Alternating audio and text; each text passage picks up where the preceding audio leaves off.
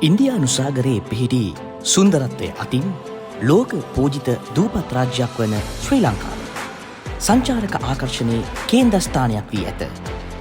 දෙස් විදෙස් සංචාරක ආකර්ෂණයේ දිනාගත් රමණීය සංචාරක ගමනාන්තයක් වන ශ්‍රී ලංකාව වටා ඇති මුහුදු තීරයේ දියනෑමට යන දෙස් විදෙස් සංචාරකයන්ගේ ආරක්ෂාව සඳහා ශ්‍රී ලංකා වෙරළ ආරක්ෂක දෙපාර්තමේන්තුව නිරන්තර සූදානමින් සිටී. ලෝක සෞඛ්‍ය සංවිධානය විසින් 2026 වර්ෂය සඳහා දිය ගිලීම වැළැක්වීම සඳහා සැවම එක්සත් වෙමු යන තේමාපාඨය යටතේ ප්‍රකාශයට පත් කර ඇති ලොව පුරා දිය ගිලීම් වැළැක්වීමේ දිනය 2026 ජුනි මාස 25 වන දිනට යෙදී ඇත. එම දිනයට සමගාමීව දිය ගිලීම් වැළැක්වීම පිළිබඳ මහජනතාව දැනුවත් කිරීම සහ ජීවිතාරක්ෂක කුසලතා ප්‍රවර්ධනය කිරීම අරමුණු කරගනිමින් ශ්‍රී ලංකා වෙරළ ආරක්ෂක දෙපාර්තමේන්තුව විසින් ප්‍රජාව දැනුවත් කිරීමේ මෙන්ම ජීවිතාරක්ෂාව පිළිබඳ පුහුණු වැඩසටහන් රැසක් ක්‍රියාත්මක කිරීමට සැලසුම් කර ඇත. තවද ශ්‍රී ලංකා වෙරළ ආරක්ෂක දෙපාර්තමේන්තුව විසින් ජීවිතාරක්ෂක පුරකුටි 16ක් දිවයින වටා ස්ථාපිත කොට ජීවිතාරක්ෂක පුද්ගලයන් ඒ සඳහා අනුයුක්ත කර ඇත.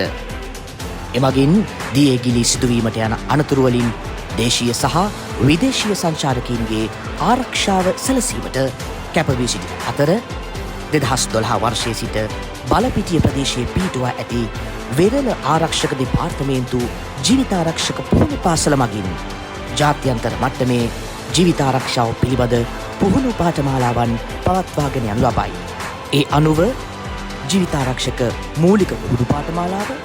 අතරමැදි ලෝකඩ රිදී පදක්කම් පාඨමාලාව මෙන්ම ජීවිතාරක්ෂක උපදේශක සහ තටාක පුහුණු පාඨමාලාවන් ශ්‍රී ලංකා වෙරළ ආරක්ෂක දෙපාර්තමේන්තු පුද්ගලයන්ට පමණක් සීමා නොවී විදේශීය ආරක්ෂක හමුදා සඳහා මෙන්ම දේශීය ආරක්ෂක අංශ සමාජිකයින් විශ්වවිද්‍යාල සිසුන් අනෙකුත් දෙපාර්තමේන්තු සමාජිකයන් පාසල් සිසුන් සහ සිවිල් පුද්ගලයන් සඳහාද ප්‍රගුණ කිරීමට අවස්ථාව ලබා දී ඇත. ගංවතුර නායම් ආපදා හමුවේ මහජනතාවගේ සුරක්ෂිතතාව තහවුරු කිරීමේ සමාජ මෙහෙවර උදෙසා කැපවී සිටීමට වෙරළ ආරක්ෂක දෙපාර්තමේන්තුවට එමගින් හැකියාව ලැබී ඇත. තවද ශ්‍රී ලංකා වෙරළ ආරක්ෂක දෙපාර්තමේන්තු ඉතිහාසයේ ප්‍රථම වරට කාන්තාවන් වෙනුවෙන් ජීවිතාරක්ෂක පුහුණු පාඨමාලා බලපිටිය ශ්‍රී ලංකා වෙරළ ආරක්ෂක දෙපාර්තමේන්තු ජීවිතාරක්ෂක පුහුණු පාසලේදී 2025 දෙසැම්බර් මාස ආරම්භ කළ අතර එමගින් මෙතෙක් පිරිමි පුද්ගලයන්ට පමණක් සීමා වී තිබූ ජීවිතාරක්ෂක රාජකාරීන්ගෙන් උපරිම ප්‍රයෝජන ගැනීම කාන්තාවන් හටද විවර කර දීමේ පළමු උත්සාහය ලෙස මෙන්ම කාන්තාවන් හටද තම හැකියාවන් ප්‍රදර්ශනය කිරීම සඳහා අවස්ථාවක් ලබා දීම අරමුණු කරගනිමින් ත්‍රිවිධ හමුදා කාන්තාවන් වෙත මූලික ජීවිතාරක්ෂක පුහුණු පාඨමාලාව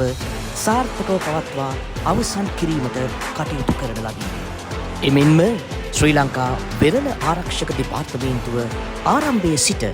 අද දක්වා ජීවිතාරක්ෂකයින් 5000කට ආසන්න ප්‍රමාණයක් පුහුණු කර ඇති අතර ඔවුන් විසින් දිවයින වටා ඇති මුහුදු තීරයේ